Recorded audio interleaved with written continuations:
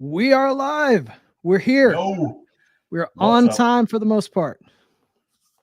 What's up, Brandon? What's Here we going are. on? We Look, are. I camera upgrade. We got lighting upgrade, and this is the real show. Hey, This is the real we're show. we are almost at full power. I like it. I like it.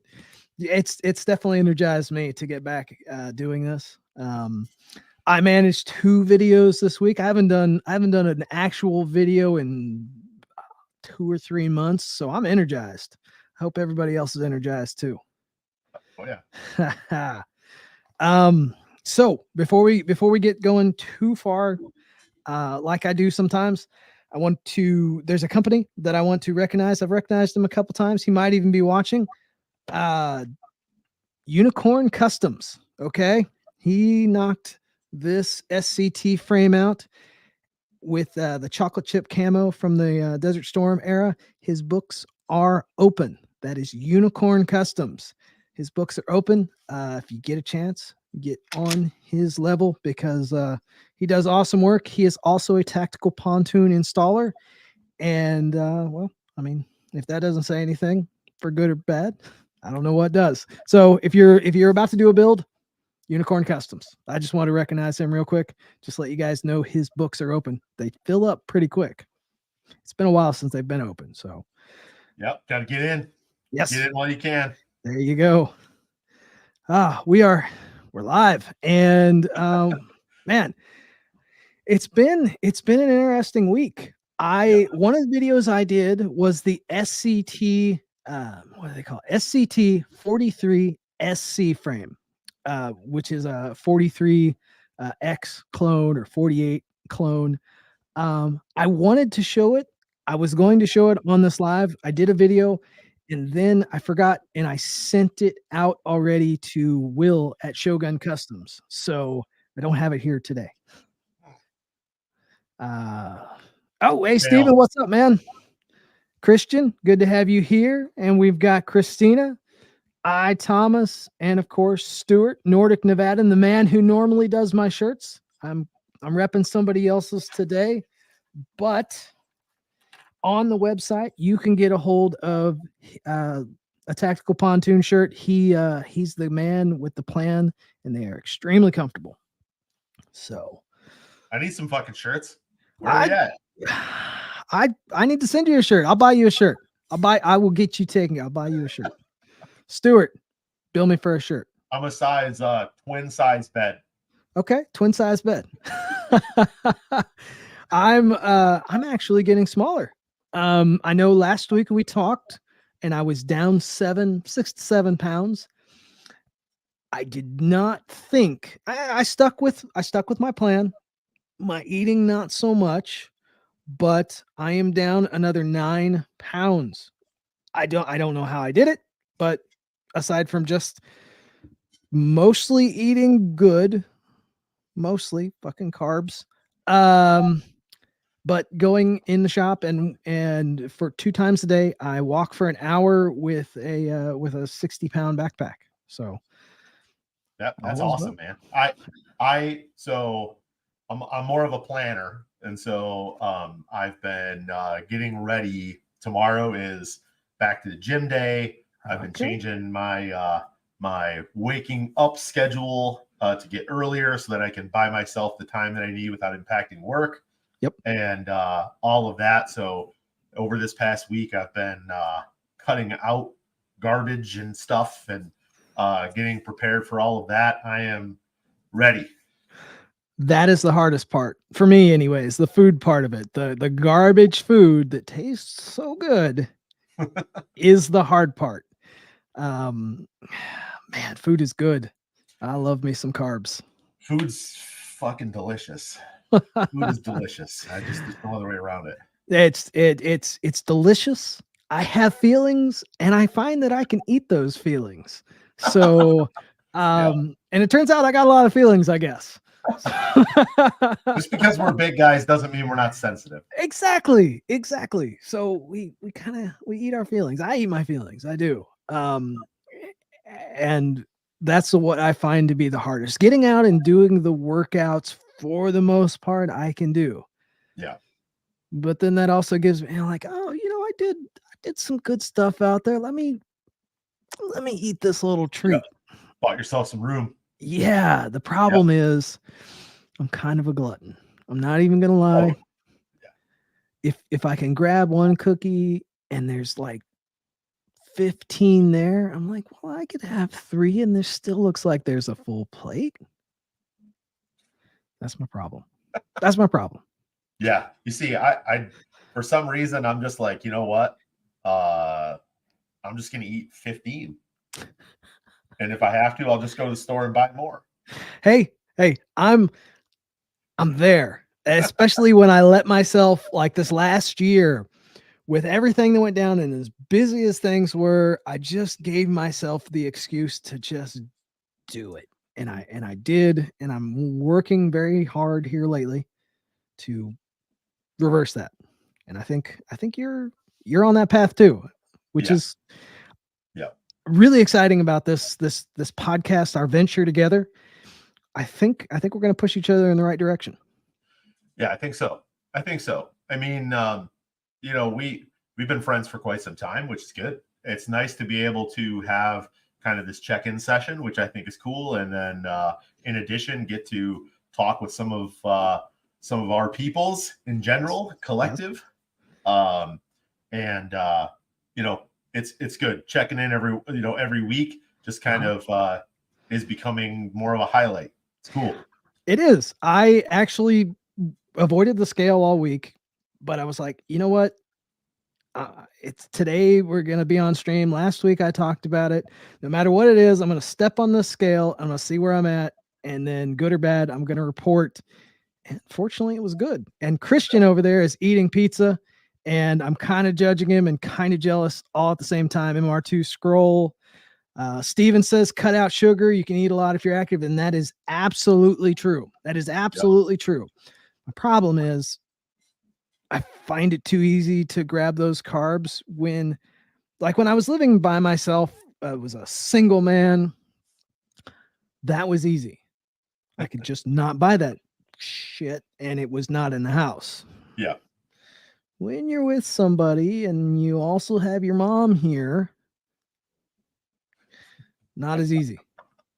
So I am fortunate enough that I don't live anywhere near my mom, thank goodness. I didn't And for a long time.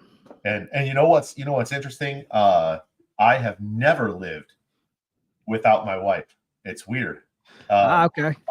Our viewers don't know that, but so my wife and I we started dating in high school, and we were living apart briefly when I went to the dorms my first semester in college.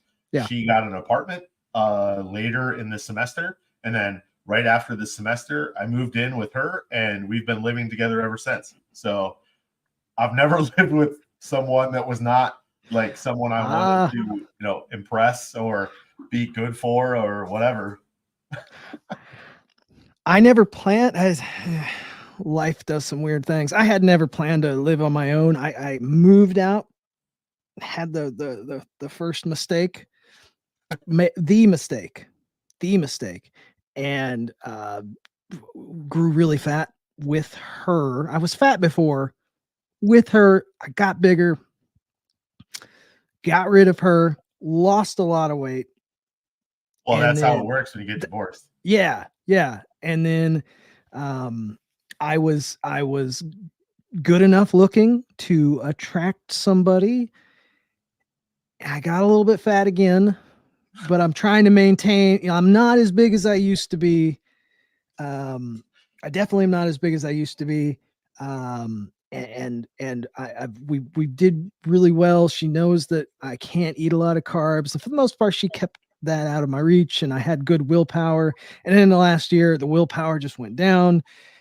I made excuses for it. I'm busy, this and that, and then just all of it and food, eat. There I Yep. am. Yep. Yeah. I mean, like I was telling you before, I had lost a whole bunch of weight back in 2010. Yeah, 2010. Um, I lost like 115 pounds. And then That's impressive. it was amazing. Yeah, I felt great, was in good shape. But I mean, then I broke my back, which Yeah. was crazy. And, I was eating, 3,500 to 4,000 calories a day because I was going to the gym and just banging it out, Yeah. Yeah. But you have a freak accident like breaking your back, all of a sudden you're sedentary for months. Yes. And Yes. you're used to eating that many calories. Your metabolism, your body, it goes in disarray. It's just it's just like, nope, I don't like it. We're just gonna pack on all the weight. And so in 2012, yes, 2012 is when I broke my back. And then it was right after that, like all 2012, I gained like most of it back. So I gained like 60 pounds or 80 pounds or something back in about a year. And it does. It just adds a little bit, and you can kind of convince yourself that you're not gaining the weight for a while. You kind of suck it in the mirror. You're like, oh, this is okay. Yeah, this shirt's a little tight, but it was probably the wash. And then like that 30-pound, 40-pound mark, and you're like, yeah, I've gained some weight, but I'm doing okay. Yep. And it just it adds on, and after something catastrophic like that, I can only imagine, just like we were talking about eating our feelings, you can still justify eating that food. It adds on. And next thing you know, you've put on the weight. You're like, fuck. Yeah. I mean, that was it. And then, I was trying to get it together, but, going to the gym was really difficult because my back always hurt and all that. And then eventually what ended up happening was I started feeling better with my back, went into therapy, did like a really intense therapy where I took some time off work even for a little while. This is before the shop was open, and took some time off work, went to this crazy therapy where it was like 3 days a week. And then the other days you're supposed to be resting in between. And then I did that for 3 months. It was like a 3-month period where I was just really crazy in therapy. And then I felt great, everything was going well. And then I got into a car accident and I ended up I had 3 surgeries prior to that on my back. And I had 4 after the accident. So I think it's 7 total now. Whew. And that slows you down. I mean, last year I had a fairly minor surgery. They told me to stay off my feet for a week. I managed a day, but still it slowed me down for a good 3 or 4. And like I said, it was just a minor surgery. I can only imagine more major surgeries, and it throws you off. It literally just throws you off. Yeah. I mean, and one of the worst parts about it is that I worked a desk job for a long time. And so I couldn't, and I would talk to you about this right before that we went live today. Like today I'm sitting, last week I was standing. It's a give and take, right? So I got to find out what works for me. Like, that's why, like, somebody had messaged me because I said last week I wear Hey Dudes in the shop. It's like, that's what's comfortable for me because they're soft. And I over time I have different benches in the shop. Some of them are sit down, some of them are stand up. And over time, I mean, there were times when I was working like crazy in the beginning when the shop was just opening, where I had to lay down on the concrete floor just to kind of get to stretch out. Yeah. So it's bad. It can be hard. Luckily now I can, I can take some time. I can kind of balance it all out.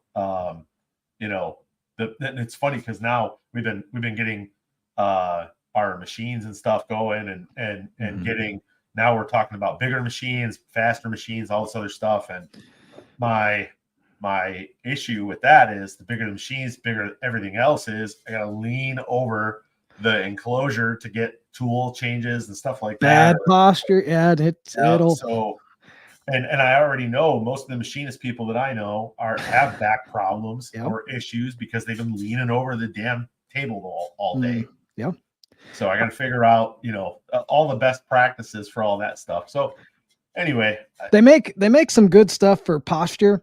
Kind of hold you in place that would, like posture training yeah, might be a good idea so that you can it'll irritate you while you're, doing what you're doing, and it'll just kind of help keep you in place over the machine or machinery and stuff and tables. Dave here, I want to jump on his comment here about keto. Keto works. yeah. The other thing was he was talking about deadlifting. I actually thought I hurt my back about 5 years ago. That was about 7 years ago, deadlifting with bad form. And fortunately, I didn't have to have surgery, but I thought for sure I had truly hurt my back. No surgery here either. Uh, there was actually a YouTube video that helped me. Smashworks was the channel. Taught me some really good stretches, and that kept me from having to have surgery. It was bad. It was pretty bad. I knew I was in. Now I'm very big on form and making sure that Oh, until yeah, I put any weight on there, I make sure that my form is good. I would rather look like an idiot with just a bar than an idiot who hurt himself. And yeah. yeah, I'm too old to be screwing around. Like I'm yeah, not. I'm not going to throw up weight unbalanced or anything crazy like that. You know, I'd rather. I'm not there. I'm not ever at the gym to impress anybody. yeah, I'm yeah. there to just, you know, clang and bang. That's Be it. healthy. Be Yeah, healthy. that's Yes. it. You Yeah. know. I I've kind of over the last couple, well, really since about 2019, and it worked really well. I started getting some stuff for the house, some more weights for the house. It was at that time right around where I wanted to start lifting a little bit heavier and stuff. And I was only going to a Planet Fitness just because it was open 24 hours. So I started getting some weights for the house around 2019. 2020 hit. Obviously, all the gyms were closed. So that kind of worked in my favor.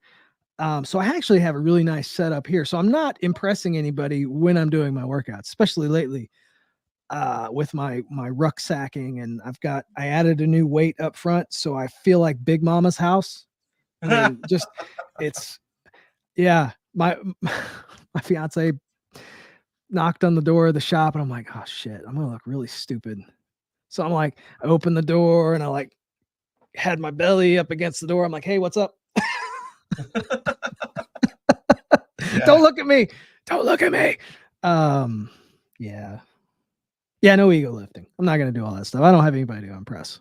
Nope. Yeah.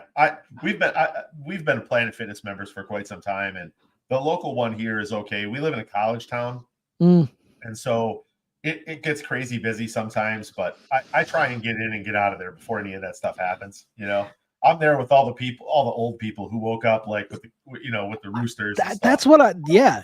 Yes, that's the time to go. I would Yep. still have a Planet Fitness membership if they were 24 hours. But Yeah.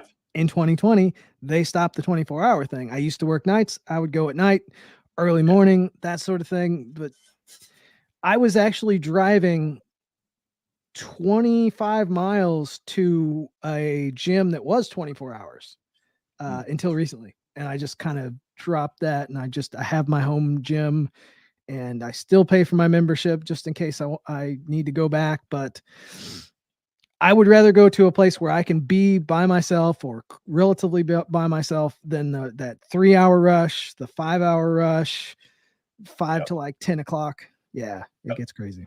Yeah. When we eventually move, Mhm. having a home gym would be huge for me because we're looking for lots of land in an Uh-huh. area that's remote, and so I don't plan on there being anything available that's close to us. And I actually would prefer having a private gym. So that would be way better for me, I think. It's got its benefits and it's got its downfalls. Yeah. The one thing that I found um, that really benefited me about a gym itself was I had to go there, Yeah. and I can't work on one of my other things. I just go there and I work out. Yep. So it allows you to turn off the, oh, let me go do this real quick, in the middle of my workout, or I spent the time to go there, I better work out. Yep. Whereas a home gym, my home gym is basically in my other shop with cars and other projects, and I can I've found myself sometimes in the middle of a set. I'm like, oh, okay, well, in this rest time, let me run over here, and then next thing I know, 30 minutes later, I haven't finished. Yeah. Oh, yeah. And that's and that will probably be me too, because I just the focus. There's so much.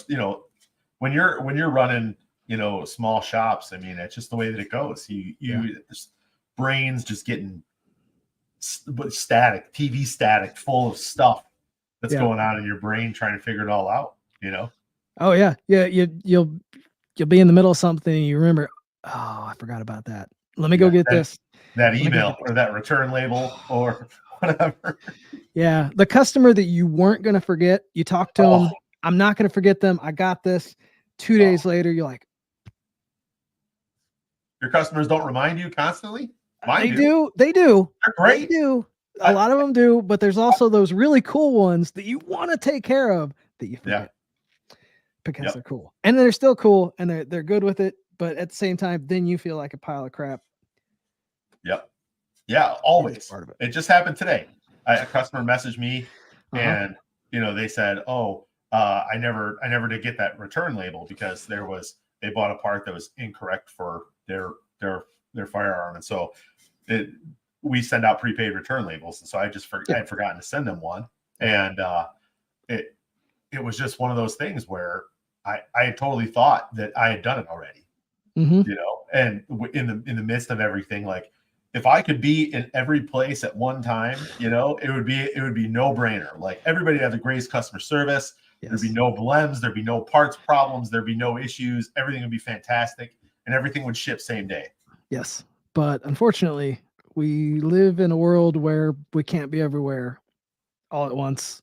I mean, I'm bad about wanting to get things taken care of, that when my vehicle is like a second office, unfortunately, where I have to put my phone down sometimes when I realize, I'm trying to get somewhere. I gotta put it down. I'll get that issue, whatever it is. I'll get that email, that message taken care of. It's not going to change the world if I am 5 minutes late answering.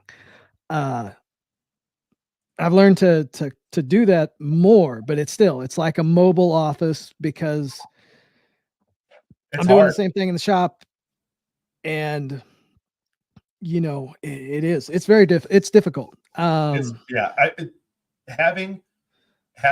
know that you have crazy amount of customers. We have a crazy amount of customers. And you and I both kind of came up the same way, where we've been really involved on the community side, where people know who we are, they know what we're doing, they know we engage wholeheartedly because we're passionate about the industry. Yes. And so when someone messages us, whether it's personal or whether it's through the business pages or whatever, sometimes it's hard to not answer that right away, put down everything that you're doing, and answer them right away, because unfortunately we're in a time where you can chat with people right away through various pages. You get automated messages or AI messages or whatever it might be that they're claiming to be real people, but they might not be, or whatever. And we're just trying to grow our business. We have to provide that same kind of service. But if I answer all the messages that we get every day within minutes, which I try to do anyway, I wouldn't ever get anything done. You wouldn't be able to sit here and talk on a Sunday. No. Yeah. I mean, dude, on my phone, I'll probably have at least a half a dozen messages on the business page when we're done today in an hour that we're here. Yeah. It does. I find after we do one of these streams, and I get a little bit wore out from the stream. Just I'm fairly private person, grew up on the farm type thing. So doing this type of stuff does take some energy. And then I've got I'll got a bunch of messages I have to answer. And then by the time I get inside, my fiance is like, she wants to talk because she hasn't seen me all day. Yep. And fortunately, she understands. But at the same time, I'm never quite there because I've got so many messages and I try to get to them all. And then I forget some, like we kind of talked about originally. Yeah. We forget stuff. Yeah. Dude, it's tough. It's tough. It I can be. totally get it because I'm exactly the same way. I got into business for myself because I wanted that work-life balance. Yes. And I mean, I tell everybody this all the time, and only other people who've done it know it's the best decision and the worst decision you're ever going to make in your life, because yes, in many ways you get so much freedom, but then in other ways you feel so caged. Yes. Inside of the business, like you're just trying to step away from it, even if it's for a little bit. Like I was looking at taking a small trip for just a few days for Valentine's Day coming up, and I was looking at taking a trip out to the areas in which we're looking to move, and it was like I can't even imagine what kind of shit show I would come back to. And that sucks, because if I have the ability to, I'd like to be able to go, but I also don't want it to hurt our business and be a detriment to that, because we're very fortunate in the fact that we get to live this life, right? You and I. Yeah. And so you don't want to jeopardize that or have any problems there. And anything you do is a reflection of your business. Sure. Yeah. And I get people that say, man, I would really love, to be my own boss, or it's cool that you are your own boss. And having been so, and I think I say this probably too much, maybe, and it might come off that I'm not thankful for what I do, but I'm like, I actually went from having one boss to having 1,000 bosses, because each one of my customers is my boss up to a certain extent, because the way I treat them, I have to treat them like they're my boss, because in order for me to stay on and stay hired, I have to treat my boss good. And each one is a boss, and they have the potential of sending me on to another customer to hire me on to do a service. And so I have 1,000 bosses or more, definitely more, that I have to please, because each interaction is that, for better or worse. And it can feel like a cage at times, but like you said, there's a lot of freedom in it. No doubt. And I don't want it to come across the wrong way either. Of course, fortunate, right? Yes. We've both put in the work and earned what we have, but at the same time, there's a whole lot of pieces that end up kind of in play throughout the years that put you in this position for longevity in the industry and all of that stuff. And so, we're very fortunate to have the work ethic for all of those things to kind of be put together into this package that we call, Tactical Pontoon or Disruptive Defense. And then, in some ways, when you start the business, right, you're filling out your paperwork or whatever, you start advertising as a business or whatever, you're just like, man, I really hate my job. I really don't want to work it anymore. I really like this. I really want to keep doing this. And so it'd be really cool if I could just make it, whatever, $2,000 a month, $3,000 a month, take away my an extra couple hundred. Especially something. And somebody wise, I call him wise, love him. Jad Doherty. Yes. Really awesome dude. He said, don't go full time. And when he told me that, I was really new in the business. I had taken off to a point where I wasn't ready to go full time, but I thought I needed to. And he hit me. He's like, hey, make it fun. Keep it fun. Don't go full time. And he's right. He's definitely right. And it was the right time to go full time, but not back then. And it's funny because at that time, it was right before the Ranger Proof gun fu ordeal. um Things work and out, don't they? oh my god. I can't thank him enough for it. Um and if I had gone full time back then, I would have had to crawl back, tail between my legs to go back to work. And it was not the right time. And I think if I could tell anybody, he was right. Don't go full time. Have fun with it. Yep, Do what you can do part time until the time comes that you have to go full time. for sure. Yeah. Yep. Yeah. I mean, it was kind of thrust upon me at the time, and Mhm. I wouldn't. So there was an amount of belief that I had to have in myself Uh-huh. to be able to succeed given the circumstances that I had, because I wasn't ready to go full time, wasn't prepared whatsoever. And then it was kind of thrust upon me at that point, and it was Uh-huh. like, all right, well, Here we instead go. of going to try and find something else, I was Mhm. like, screw it, this is what we're going to do. Yeah. And Yeah. it's amazing what can happen when you put your mind to it. I mean, when you eventually make that leap and you get to that point where you're like, I can do this, Yeah. and this is a real thing that can happen.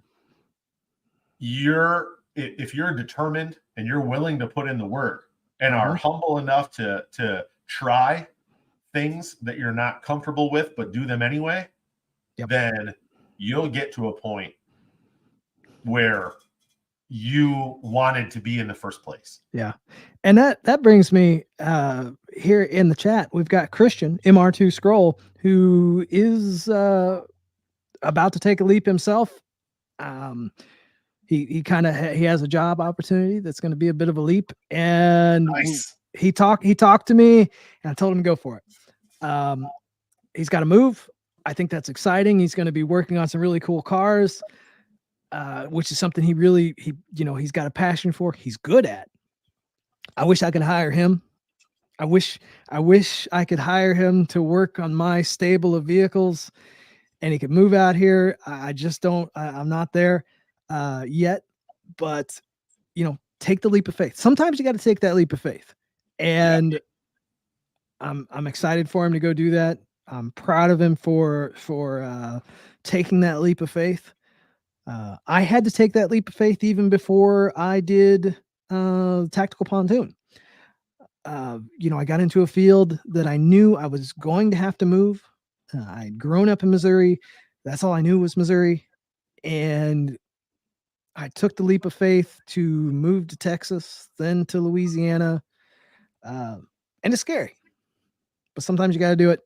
He's making it happen. I'm excited to see him. Excited to see him do it. So I remember that. I wanted to bring it up. He was in the chat. Hell MR2 yeah. Scroll, the man. Do it, dude. I'm telling you. It's amazing what happens when talent meets ambition. Yes.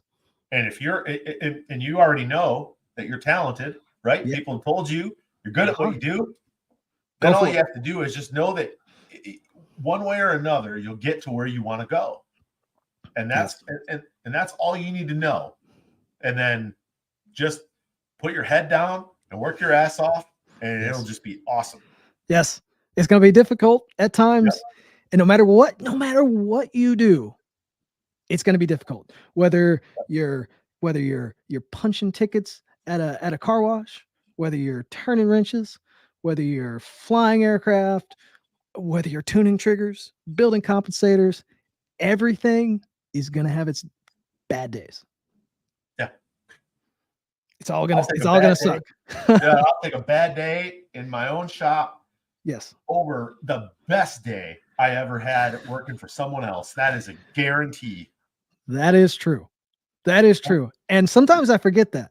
Like there are Yeah. some days I forget that, and that's why I love that's It's one of the exciting things about this new version of the podcast with you on there. Somebody that we didn't talk enough. We messaged all the time. I hate phone calls. Turns out I really like the face-to-face video chatting, if you will, of the podcast.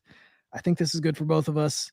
And it kind of brings me back around to what we talked about with the name change and the focus of the podcast. For sure. So I lied. kind of told a little bit of a white lie. We've got a name for it. We were going to leave it out to everybody. We kind of got to talking. And please don't be too mad at us or at me. I'll make it up with stickers. I'll totally take responsibility for it too. I mean, because it's just once we started really thinking about the philosophies that we both have from where we started, where we're at, what we want the pod to do, what we are trying to represent in the industry or represent as human beings. And it feels right. Agreed. That's 100%. When something locks into place and it feels right, you go with it. And especially bouncing back and forth between the two of us, and it locked in place. So we're going to go with it. Go ahead. Oh, come on. I'm going to give it to you. I'm going to give it to you. All right, fine. Bring it up. So, drum roll. I'm going to keep talking. Okay. When you're trying to talk. No, I'm kidding. Okay, go for it. The Work Harder podcast. That's what it's going to be. Because you know what? That's what it represents. I got it right. Work harder. Yep. I got the right side. So, Work Harder podcast. That one. That direction. I'm bad at this. That light has been in one other video on my channel a couple years ago. And then it just kind of collected dust. I never used it again. And then the other time, the last week was the first time it's been seen again. And that's what kind of put it together. We liked it. It works. So the Work Harder podcast, as Christian said, let's go. So for sure. And I mean, what's nice about it is this podcast, I think after James and I kind of talked about what we want it to be, what we want it to do is kind of a free form, right? Yes. Kind of where it goes is where it goes. There's not, yes, we're both in the firearms industry. Yes, we're passionate about that industry. We're passionate about all of that.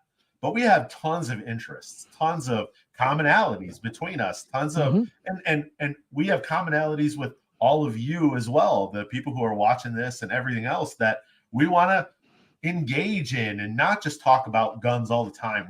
There's a lot of things that bring us together. And so, but they all require effort. They all require work. Yes. And when I see, because a lot of the chat are people that have kind of followed the Tactical Pontoon podcast or just Tactical Pontoon in general. I know a lot of you guys are or gals, if Christina, if you're still here, are car people.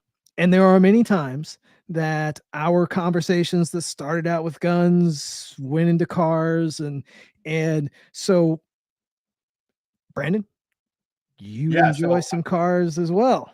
Absolutely. Yeah. I mean, I've had two Chevy Novas, built a couple Novas. I come from we're in the mid-Michigan area, but I'm from the Detroit metro area. Boom. My entire family worked in and retired from. They're all engineers in one way, shape, or form.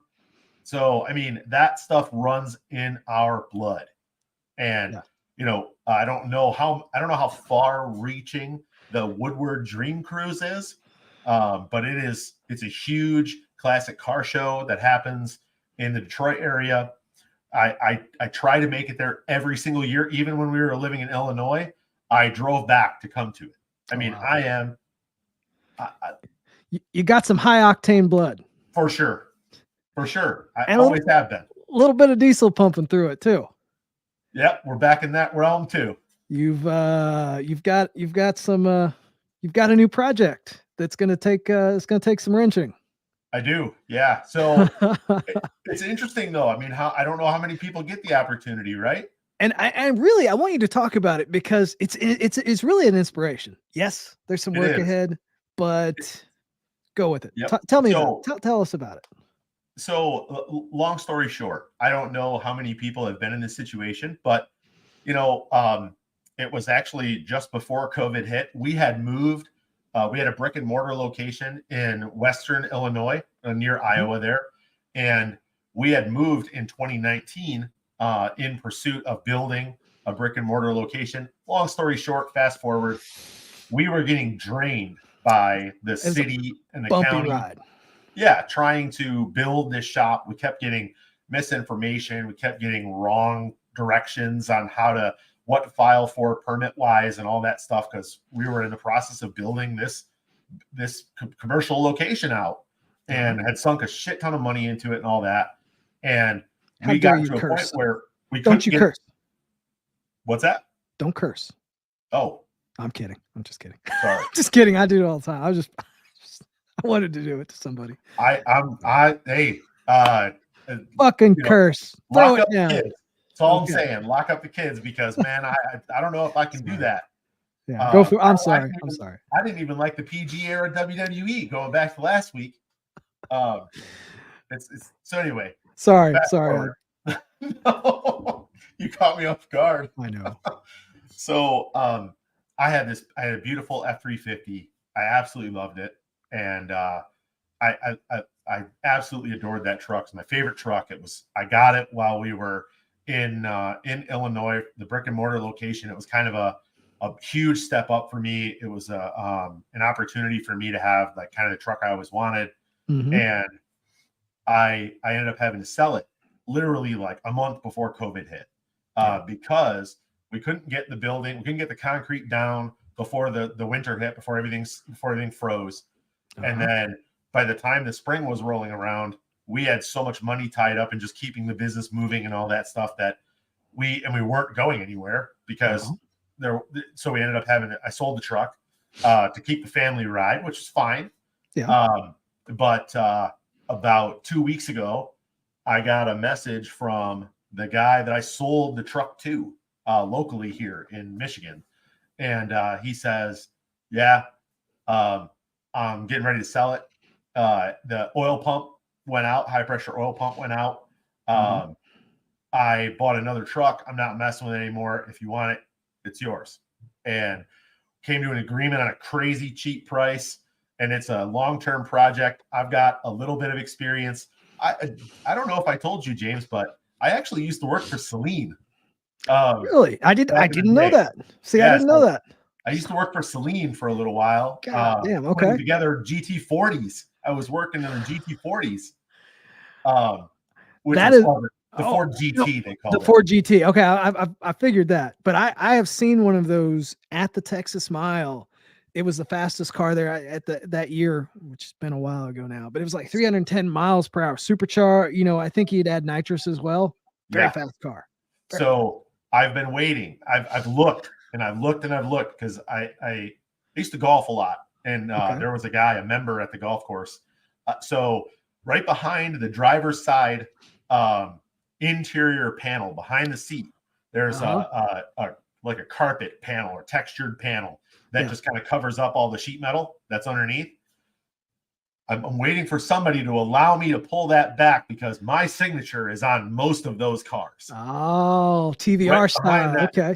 Yeah. So sweet. I was part of the line that we double checked all the torque values, and this is when I was way younger. Like, God, I'm jealous. Yeah. I am so jealous. So yeah, I almost had an opportunity to drive one, but I was a little young, so they didn't let me. I was like 20. Yeah, at 20, I was not ready. I was driving like a maniac. I could not afford my dream car at the time, which was, aside from a Viper, it was an SRT4, which I have 2 of sitting in the shop. I was not ready to drive one of those. I would have died in a GT40 or a GT. So yeah, I can't blame him. Yeah. Yeah. Well, there were people, they were, good workers, whatever. They were recognizing people, by allowing them to port vehicles to local dealerships because, they were sending them all over the place. Celine used to be, there used to be two facilities, one in California and then one in Troy, Michigan. Uh-huh. And we lived down in that area. And my friend actually had gotten a job on the Mustang line doing the superchargers and body kits and all that stuff on the Celine, the Mustang line. Yeah. And then he had given me kind of a good referral into the place, and they brought me in to help out with them because I have shop background, tech, stuff like that, and just kind of a general weekend warrior. And so then they put me on the GT line, and I'm like, dude, geez. this was awesome. Like, yeah, crazy being around those vehicles every single day. So, I mean, wow. yeah, when you talk about cars, I'm in. Like, my dad has been an engineer for years. My grandfather's got patents. He worked his entire life at General Motors and worked all the way through till he retired at General Motors. Damn. I've been in that industry, and I mean, grandfather worked at Ford. Another my uncle worked at Ford. I have another one that worked for some of the tier one suppliers, some of the smaller places. Yeah. So yeah, I mean, dude, you've got the pedigree. I'm like the new kid. My dad did construction. Well, probably my real dad crossed the border illegally. Now my grandfather on my mom's side did work for Ford in their advertising. Go figure. There's actually the old 1950s Ford Times that have paintings, watercolor paintings that he did for the Ford company. So I do have a little bit of pedigree, but it was advertising. Maybe that's where I get some of this. I don't know. was you said your grandfather? Yes, my grandfather on my mother's side. What's that? He was like Mad Men. Yes. Nice. Wow. I'm gonna have to talk. Dude, He that's died. That is. Unfortunately, I didn't know him very long. When I was like 4 or 5 is when he passed away. So I vaguely remember him. And I know that if I had, I mean, just thinking about it now, man, the stories, I really, wow, I hadn't thought of him in years. And that's why I forgot until you brought it back up. But yeah. That's sneaky. I'll bet he was. I'll bet that's where I get it. That's where I get it from. Man. That's where I get it from. So look at you now. Oh shit. Yeah. I'm designing another sticker. Marketing fool. We've got another sticker coming. So good. Okay. So I'm not gonna go too far into the details. That's so good. But there was a bit of marketing that I noticed, and it was really just marketing. It was just marketing, and it kind of got me thinking, well, I too am going to get in the marketing. And so I threw a bunch of spices together, mainly cayenne pepper, because it's red and it's very noticeable. You guys might have noticed. Yeah, you might have noticed the recent post on Instagram or Facebook about the 24 Cajun herbs and spices. It was really only about 8 or 10 that you could taste the difference. And I mixed those spices together. I took them outside. I laid one of my triggers in them and took the pictures. And it gave me an idea. Brandon and I talked, and we joked about Colonel Sanders. I did get a bunch of cayenne pepper in my eyes. It was outside where I took the picture, and there was a little bit of wind, and I stupidly decided to blow the trigger off. The wind blew the cayenne pepper in my eyes. It stung. Eyes were red for a little bit, but it was worth it because another sticker design. So, the SC frame's already out, actually, Stuart. Limited supply. They basically, like we all talked about, they wanted to get it out there for SHOT Show. The frame is ready. What is not ready, because I actually have a contact at SCT, and he said kind of limited supply. That's why the SCT frame comes with a Glock. It comes with Glock parts mostly. Basically, a Glock trigger bar, Glock control or trigger block housing, whereas like other aftermarket frames have their own hybrid systems. It all comes down to basically the patents on the Glock 43 parts. That's why PSA has a hybrid trigger. That's why Shadow has a hybrid trigger, and why their trigger bars are different. So yeah, they're available off and on. So go to AIM Surplus's website, and I think that's the only ones that are selling them right now. Go to their website and notify me when available, but let me get another one first. I have one. I did a video on it on the channel. I'll take money. Is that a money bag? I can't tell. I think it's a thumbs up. Thumbs up. Okay. You can get one first. It's okay. I have one.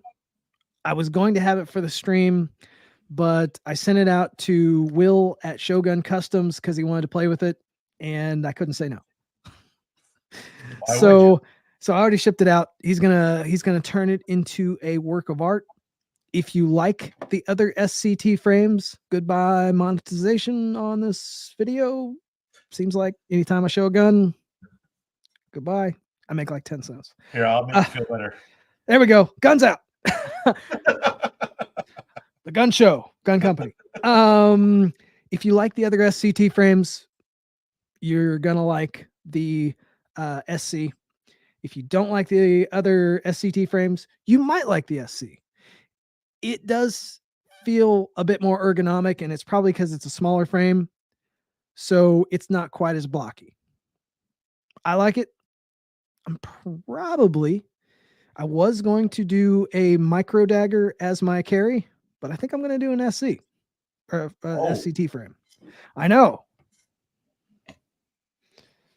I'll take the micro dagger. And speaking of PSA, kind of segue, we were supposed to have Matt from PSA. Kind of got sick from either, I think it was COVID, which doesn't surprise me. A lot of people. So he's probably going to die. It was good knowing him. He should have got all 17 boosters, but yeah. So hail to Matt. It was good knowing you, buddy. He'll probably be on next week. I think he's feeling better. But he said his wife got it, and I think he's got the little kid now. So I'm telling you, man, the one time I went to SHOT Show, I was so damn sick afterwards. Yeah. I mean, my wife and I went, and this was years ago. This was like, I don't know, 4 or 5 years ago. No, it was longer than that. And we were sick for 3 weeks. I mean, trying to work, because you can't take off a month, you know? And it was like, just, you had no choice, but it was awful. They used to call it SHOT Show crud. Yeah. Any of your cons are going to have crud. You're going to get sick. Yeah. And really, I don't think I had COVID. Now, my fiance did have COVID, and my brother, who was here at the time, he got it first, and he was a little bit more, careful. He's younger than me, not quite as, he'd watch stuff, and so he was trying to be careful. He still got it. He was the one who got it. He got really sick. And back then I had the corporate job. She got sick. I ended up taking off time to take care of her. I didn't get sick during that time, but she got really sick. I mean, she got the noisy lungs. He got the noisy lungs, and I wasn't too sure about it, but I took off work. took care of him. At the time I was watching a lot or listening to a lot more Joe Rogan. I didn't have ivermectin, but I did have, vitamins. Yeah. I had, what's this other stuff? As another supplement. We also had some she's had several surgeries. So we had some steroids left over. And so basically with vitamin D, all your other vitamins, the steroids, as she got better is when started giving her some steroids, and she got through it. She was good. She hasn't gotten it since, or if she has, it's less. But Yeah. I've, to my knowledge, never gotten it. Yeah. However, truth time. At the end of 2020, when it was it 2020 or 21, when basically all zinc was another one. They were pushing you got to have a shot to keep working. Yep. Northrop Grumman, military contracts was doing that. And they made it sound like you might be able to get a waiver, but they were kind of making it sound like you weren't going to. I had a lot of my crew put in the waivers. At that point, I was tired. At that point, I was making good money. I was healthy. I said, you know what? I like money. So I got the shot. 1. Well, 2. It didn't hurt me. So far, I'm healthy. And it only really lasts for like 6 months or something like that. I'm still alive. I've not gotten COVID that I think. I normally don't get sick. I'm pretty healthy. But I did know people that took the shot and did get really sick. I know one guy who may have passed away from the shot. He got the shot. He died. Fairly healthy guy at work. Yeah. So, well, you and Matt are both dying then. I mean, yeah. that's really, so it's just going to be me next week. Well, maybe the week after. Well, I think I'm okay. I appreciate the help getting the camera and the lighting and stuff. Yeah. So take it over. I'll give you the password and everything. But this was like 21 or something. But like I said, but Northrop Grumman did give a lot of people passes, and then of course that whole fell away. But I mean, during, and that's the beauty about this, the way this podcast is now, we just kind of scramble, or we just ramble, and I ramble a lot. During 2020, Steven, hold on. Steven's hilarious. Some chick who just got the arm Kool-Aid, which is true. I could rant on this because I've seen all of it. The vaccine was a joke. Like I said, I took it, so I keep making money. I wasn't ready to go full-time pontoon at the time. I'm pontoon full-time now, a little bit later. I still got let go. But during 2020, they were doing the mask thing. I was like, this is just like the whole bird flu thing. It's going to go away. It did not go away. They started pushing the mask thing for most of 2020 at my corporate job. Mask, didn't you? I did. A Bane Halloween mask, rubber with slits where, his little tubes go. There were slits in between it. I had a corporate job. I went through security with a Bane mask. They did a couple meets where they brought corporate people in. I was the supervisor, so I kind of had to stand up front with all my people behind me wearing my Bane mask.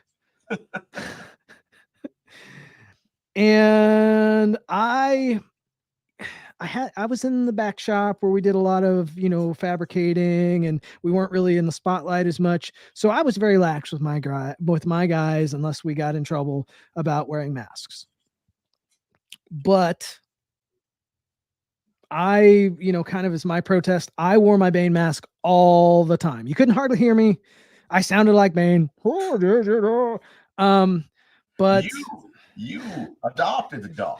I adopted, and I was night shift. So, but for most of 2020, I wore a Bane mask, and it was very hot in Louisiana. It was like a Bane soup mask. I mean, I was just draining fluid, and I wouldn't take it off just as protest. And then I just got tired. By the time all that stuff came around, I was tired. I took the shot. I kept making money. Still got laid off. I got my ass handed to me during COVID. I didn't wear a mask once. People were calling me an asshole, saying I didn't care about anybody. I was going to the grocery store. People were giving me shit. I had somebody try and spit on me once. I only wore the mask at work, and 1 or 2 times I had to go to Walmart. I stopped going to Walmart, except for one of my banks was at Walmart, so I had to go in there wearing my Bane mask. But for anywhere else, we started shopping local, a lot of little stores, and if they wouldn't allow you in without a mask, we didn't go. Yeah. So I got a funny story, and I just want to shit on this fucking company for a second. Go for it. So there was a hardware store. Don't ask about my third nipple, Stuart. That was already there. Sorry. Okay. So there's a hardware store near us. I don't know how far everything reaches around, but it's a store called Menards. I know Menards. So it's like a Lowe's or a Home Depot, and they were really good to us in Illinois when we were there. And so we always shopped there here when we moved to Mount Pleasant, Michigan. And so I go to Menards right when all this is going down. And I don't remember what I was going to get, but I'm not a small dude. And I walk in and I get stopped by this security guard. And he's like 5'4" and like $120. And I am not that small. Yeah. And he's like, I can't let you in. And I'm like, why? And he points at this massive banner, like a fucking billboard sized banner that they had up that said you had to wear a mask. And I said, I don't want to, I'm not wearing a mask. You're either going to let me in or not. And he's like, no, we're not letting anybody in right now. You have to get a mask from the front desk. Like, and I said, stop me? Can you legally stop me? I said, you need to get the fuck out of my way. I need to go get, because okay. I remember now. What I needed to get was something that was only at Menards because it was a part of something that we had already bought, and it had to be there. Yeah. And so I'm telling this guy, I'm like, you need to get out of my way. I'm gonna kick your ass if you get in my way. And he was like, we have the ability to detain you if you try to enter the store without a mask on. I'm like, the fuck you do? And so anyway. I end up getting shit from like a dozen people in line waiting for masks. Yeah. They tell me, they're like, oh, you have to have a mask to get in. And I'm like, give me a mask. Because I'm like, okay, I'm going to put this on my foot or something. Like, there's no way I'm putting this on my face. You can fuck off. You can't hide this beauty. Yeah, forget it. So I'm telling him, I'm like, all right, give me a mask. He's like, they're $1. I'm like, you're going to fucking charge me? Are you kidding? They're $1. Are you kidding? You can buy them at the customer service desk for $1. I'm like, you can fuck off. I need a part that's only here. I'm not paying $1 for this fucking mask. Here's what you should have done. Stop me. Here's what you should have done. And I actually did this at one restaurant because my good buddy Scott, I don't know if you're watching, Scott, he came up during COVID, and there was an Italian restaurant, really good Italian restaurant that we were going to go to. And we're like, well, let's see. So we go in, and they're like, oh, we can't sit you without a mask. I was like, how about now? And she's like, oh, we can't do that. Like, it's the same thing. We're going to sit down. We're going to take the mask off. Let us in. They went and got the owner, who's a crazy Italian lady.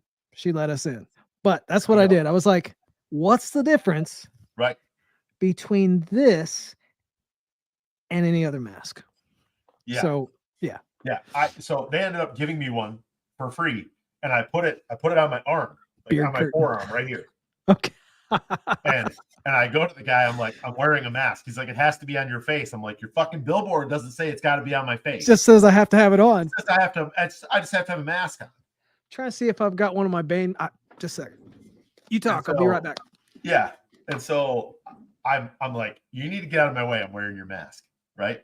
And so he's like, oh, fine, you're wearing the mask. I can't do anything about it. And then I'm getting shit from everybody in the store for not wearing a mask. I go in, get my part. I get to the checkout, and the young girl who's working the checkout, like, I get all these people are just doing their job, but they need to understand that at some point in time, you got to take a stand for what's right, not what's popular. I thought I had my original Bane mask in here, but it's in the other shop. They're not meant to be worn full time. It's just a Halloween mask. So I actually wore my first Bane mask out. Oh, jeez. I wore it out. I had to buy another one. Of course, I bought another, Halloween grade. It was like $45 each one. So they weren't cheap.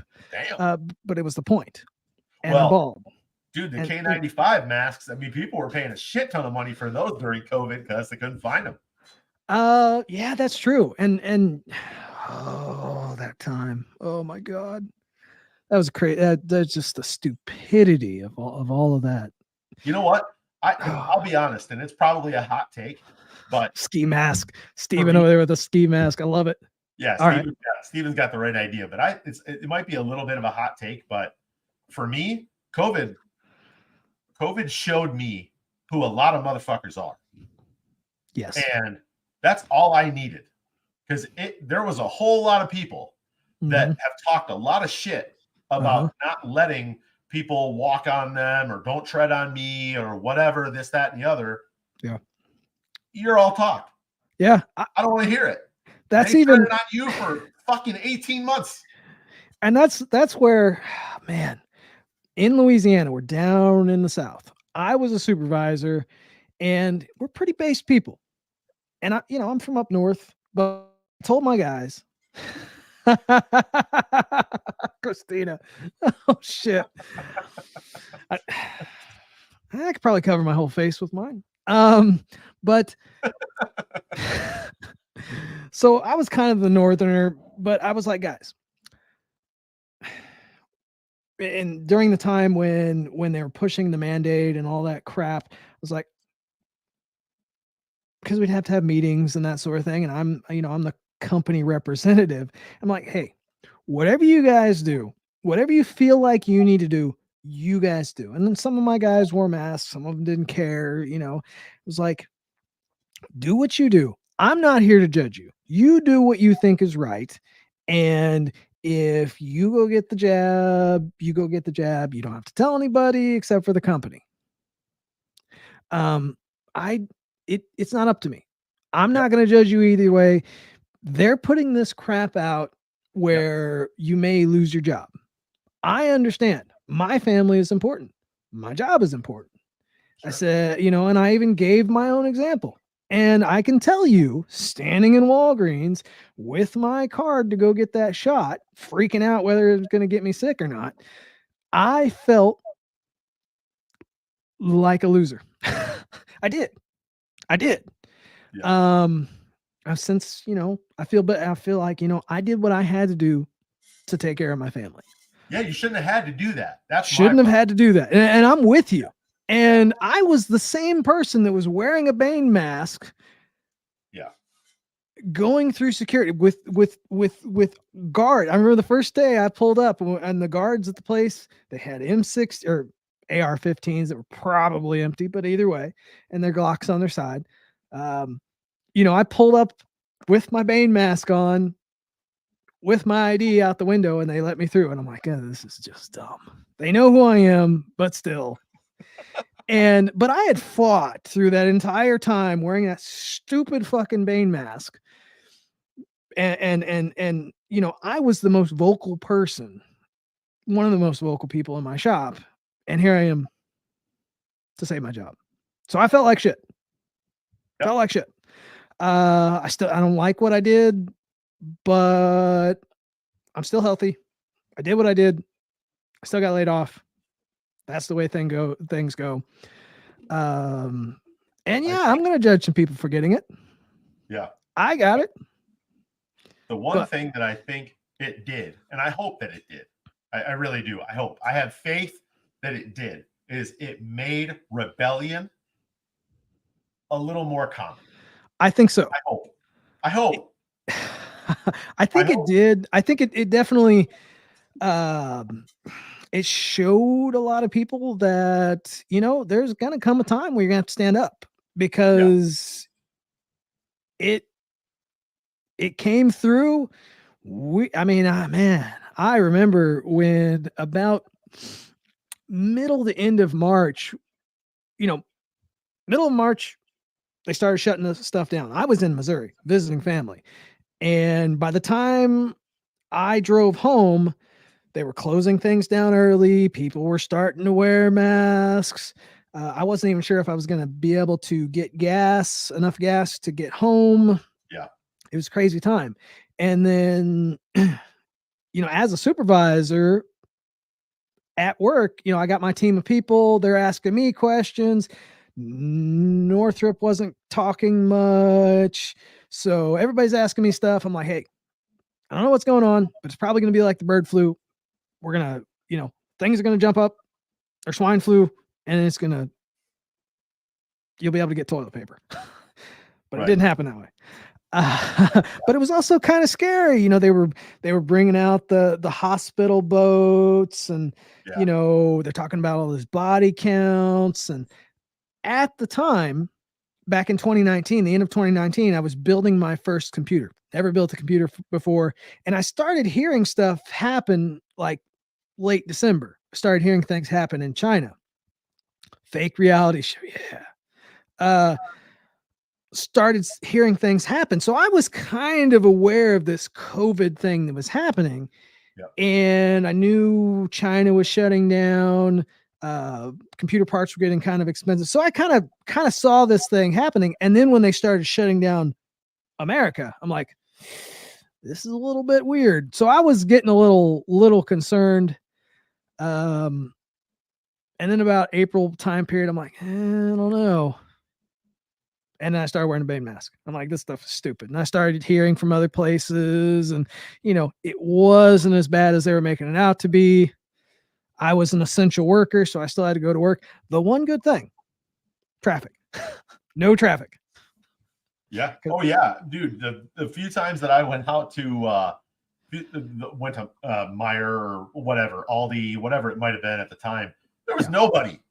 Like the first time I went out, it was like a ghost town. This was like, so Michigan shut down the 15th of March. And you guys locked down a lot more than Louisiana. Oh, I remember you guys, you couldn't even go to eat. Yeah. You couldn't eat anywhere. There wasn't anything open. Yeah. Our governor.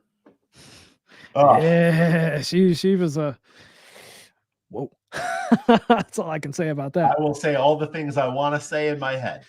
I mean, our governor in Louisiana, he got under the table with all of the, mentally he was all for locking it down like you guys did in Michigan.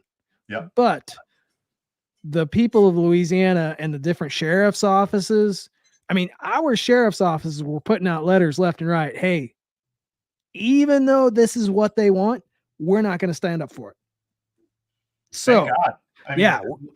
People do not understand the difference. A lot of people think like sheriffs are like the same or maybe like an elevated version of police officers, but they're not. I actually learned a lot about that during the COVID timeframe because the sheriff's office is hired and elected by the people. Well, the sheriff is elected by the people. They're accountable to the people. Yes. And then you have the police department, which is a branch of the government, kind of, sort of. It's arguable whether they are, just enforcers for tax revenue. And that's kind of where I used to joke that you always knew the difference between, and this is a joke, but if you saw an officer and you didn't know what it was, if they were fat, they were a sheriff's deputy. If they were in shape, they were probably highway patrol. And if they were in between, they were police. Yeah. So, but I know a lot of sheriffs here local, and like I said, I learned more about all of that stuff during the insanity.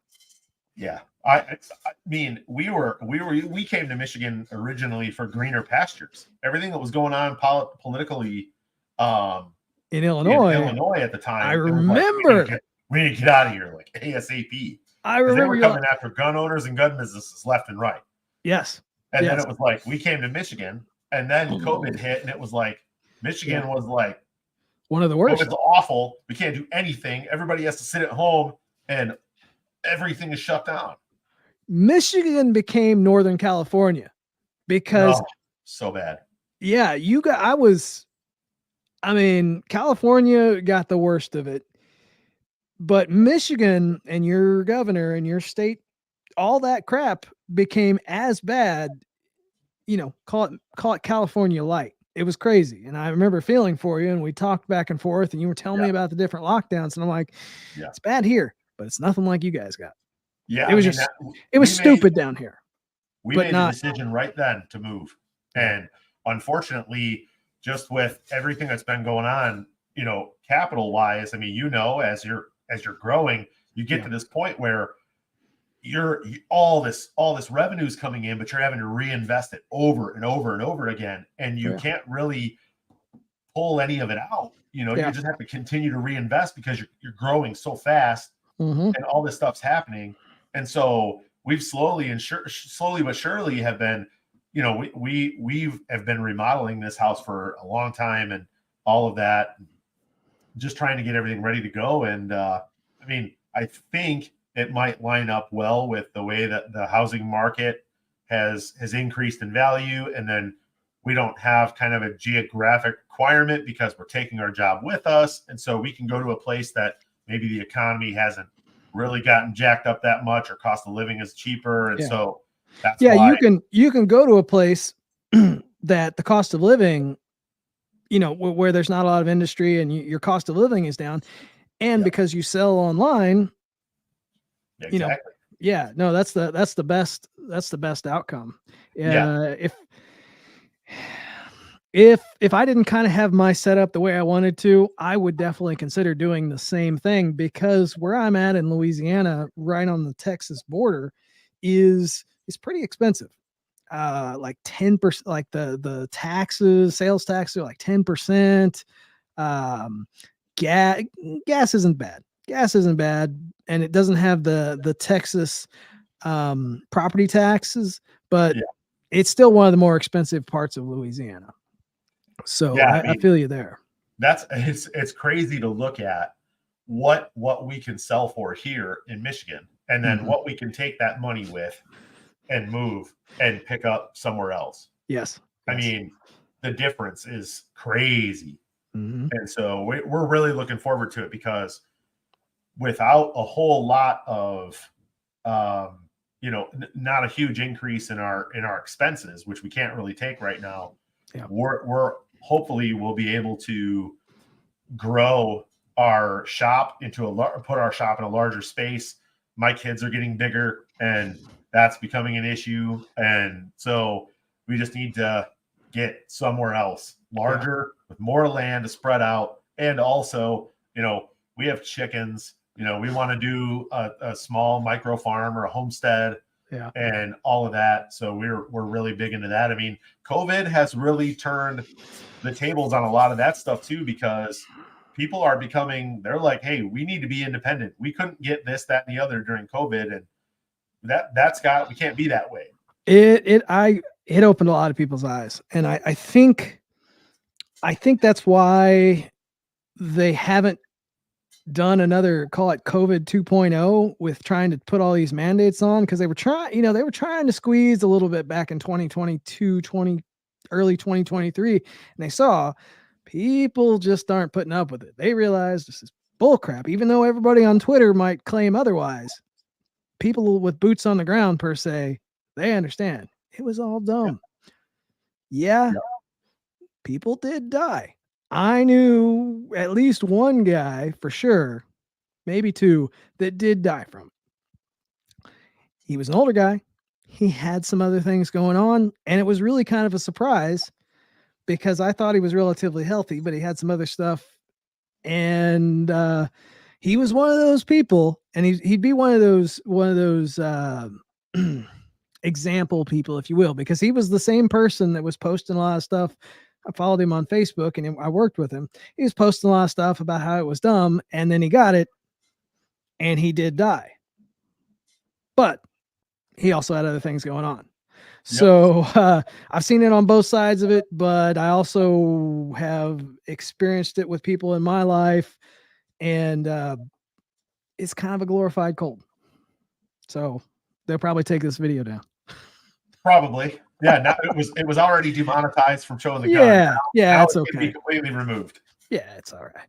Whatever. It is what it is. We need to do the Rumble thing, and Rumble's great. We post everything. We post everything for our business on Rumble. It's been fantastic. Yeah. I've looked at it. And I think, us going back and forth, that is the push I need to do the Rumble thing. So we'll probably do the Rumble and simulcast and all that good stuff. So what's crazy is I actually just looked into it. I was going to talk to you about this earlier, by the way, but on Rumble, we can share to both pages at the same time, to both YouTube channels at the same time, all of our socials and all of it right from Rumble now. Oh, okay. They just enabled all of that on the Rumble side. Really? Okay. Yeah. I know listening to other podcasts and stuff that there is a big push for a lot of people to go to Rumble just because they don't do the normal narrative of everybody else. So it was in the back of my mind, but the only reason I hadn't done it, kind of lazy and busy with other things. So I think this is the push we need, the push I need. I think it's going to happen. Yeah. Yeah. I'm in. Okay. I'm following you, bud. I brought you on to help me. Following you with that because I'm kind of I mean, I'm pretty decent with all the social media stuff. I just get kind of burnt out on it. So this is the push I needed. I'm all right. As I said before, my back is killing me, so I'm going to. Well, we're at an hour 22. We'll probably. I'm thinking that the hour and a half is probably going to be what we want to stay with for a while. As we get other guests and they don't get COVID and they stay alive, we might expand a little bit. I always found that when I had a guest, somebody like Matt or your original appearance before you became normal and just a figure on the wall. 2 hours was a good one with guests, but if it was just me, hour 20 minutes was pretty good. So like I told you, man, I could sit here and talk for 3 hours. Yeah. I have no problem doing that. I just don't think anybody's going to listen to me. Probably not. Same with me. I always found that when it was just me, and don't get me wrong, everybody in chat, they would throw in questions and we would go back and forth, but I'm really enjoying the back and forth between the two of us and our experiences and things we haven't talked about, even though we've known each other for years. The Ford GT that you worked on, you didn't tell me about. I'm a car guy. Christian says a car podcast would be sick too. I'm a car guy. I do have another channel where I kind of go through some of my crazy car adventures, and it's very sporadic when I upload there, and it's normally just my phone, and I do the old school YouTuber thing where I'm following myself, and you guys know how bad I am about pointing the right direction behind me. I'm gonna get it right. I got it right. So I'm getting better. I know. And you can see it on my car videos. I'm just as bad. And they're like 20, 30 minutes. And I walk through the shop and I talk about the different things I'm doing. But as this, expands and we're going to talk about car stuff, we'll talk about our business stuff, health stuff, general crap going on. And we'll have we'll have guys from the gun industry. I am looking forward to bringing in like Shane in here. For sure. We will want to talk to Shane beforehand and kind of be like, hey, be free. But there are some behind the scenes things that happened that I don't want to cause too much trouble about. Because he'll call people out directly. I'm bad about it, but he's worse. And all of those people absolutely deserve it. Yes. It's just the shots that are going to be fired afterwards. It's just, yeah, it's never going to change, and that's the problem. Yeah, and it won't. We've seen in our time in this industry, in the gun industry, the rise, the fall, people that thought they were bigger than they were, who really aren't. But those same people can cause issues. So, yep, we're staying in this industry long enough to become a villain. Yeah. Oh yeah. One of the things I remember, and everybody's, hey brother this, hey brother that, till it comes down to it. So you will find a lot of times if you shoot me a message and you say bro, and you expect me to say bro back, and I'm probably not. Same here. It's not because I don't consider you a brother. I don't consider you a bro. and I have more respect for you. And I have respect for my people, my inner circle, my customers who trust me, that I don't want to screw them. And so it's kind of a respect thing for me not to call somebody bro, because I had a lot of people that I kind of thought as brothers or bros that didn't have my back. So, and we went through that. I mean, with that one major incident that, you know what, that essentially is what that's what made us friends. We found out that we're akin to one another in that way, you know. And that's where I met you. Bonded us, you know, to this day. I mean, it's one of those things where, you know, there was a lot of people who weren't. It's like COVID. There's a lot of people who are out there that don't that don't believe what's going on, or they don't agree with what's going on, but they won't say anything. Yeah. And they won't speak up in a way because they don't want to make other people uncomfortable or feel a certain way about them. Yeah. And that is something that I just don't have. I don't have it.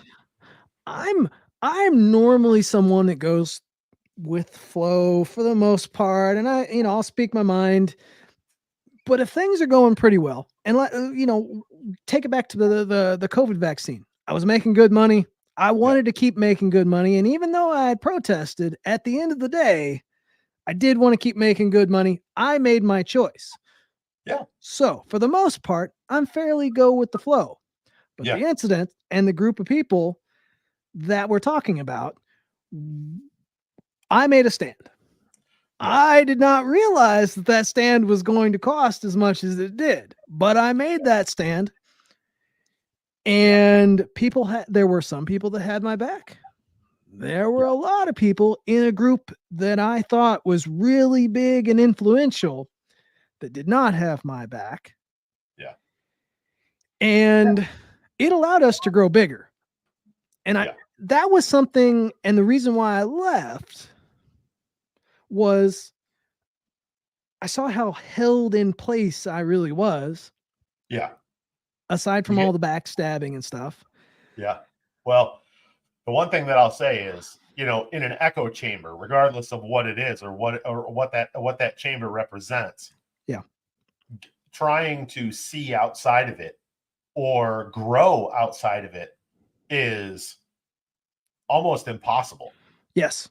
And that's why, you know, I always urge everybody, you know, if you have a differing opinion than someone else or whatever, it's like, just listen and hear them and talk and try and figure out, like, there have been so many times I'm like, there's so many times where I think people are wrong. And, it's like I end up being convinced one way or another that maybe I was wrong, or Yeah. maybe I just wasn't looking at it the same way, or maybe there was just something about it that I wasn't seeing clearly and it changed my perspective or whatever. Mm-hmm. And so I feel like in an echo chamber that doesn't happen. There's just too many people who are all yes men or yes women, and they're all looking at each other and saying, you're the greatest, you're the greatest, you're the greatest, but they're not progressing, or they're Mm-hmm. not moving forward. They're just all resting or laying back and There's saying, we're great. there's a time to hook your wagon to somebody's cart, and there's a time where you got to pull the wagon yourself. Yeah. And it's okay to have leaders. It's okay to have people that you follow per se, but you also have to have times when you pull your own wagon and you have somebody latched on behind you, or you're pulling your wagon by yourself, and that's fine. Yeah. But you have to balance it. And we saw, for example, in that group that there was one way, there was one direction. And I think for myself, if I hadn't have been so new in the business that I was full of fire and I wanted to grow really big, I really didn't know what I was doing, that I may not have done what I did. But I was new and I wanted to grow. I was kind of basically told I couldn't grow and I couldn't work with different people. And so I, stuck it on the table, said, I'm out of here. I'm appreciative for the opportunity, but I got to go. Yeah. Obviously, that didn't work too and well. the backlash. Oh my God. The manufactured bullshit. Because I mean, I put my message out and I left. So I didn't get a chance to see the backlash per se, aside from all the stuff that all of a sudden happened. Yeah.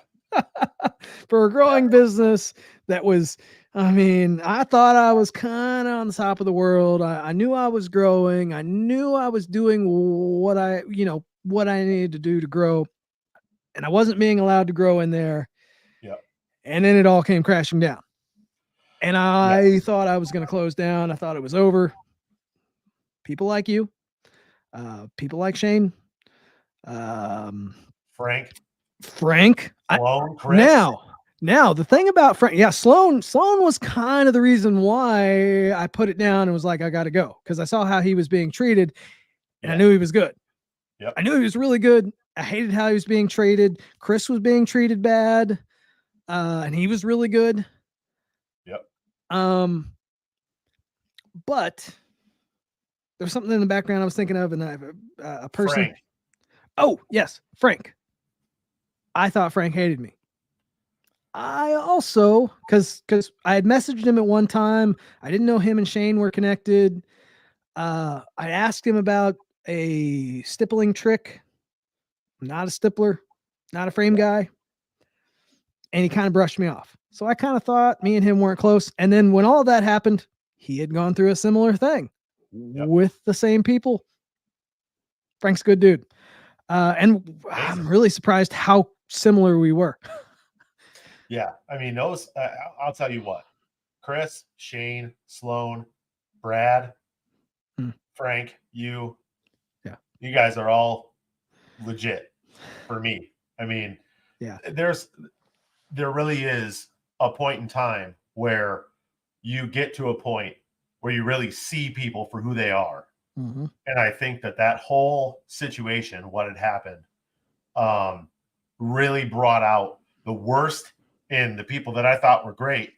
And it brought out the best in people that maybe I wasn't really giving an opportunity to at the time as much as I should have.